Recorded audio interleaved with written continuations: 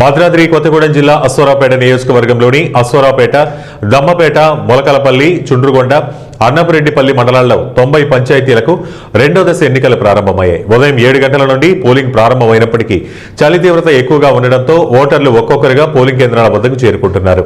ఆదివారం కావడంతో ఓటింగ్ శాతం ఎక్కువగా ఉంటుందని అధికారులు భావిస్తున్నారు.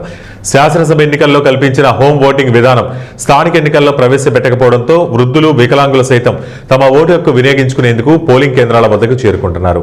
ఎక్కడా అవాంఛనీయ సంఘటనలు చోటు చేసుకోకుండా సాయుధ పోలీసులు పోలింగ్ కేంద్రాల వద్ద భారీగా మోహరించున్నారు.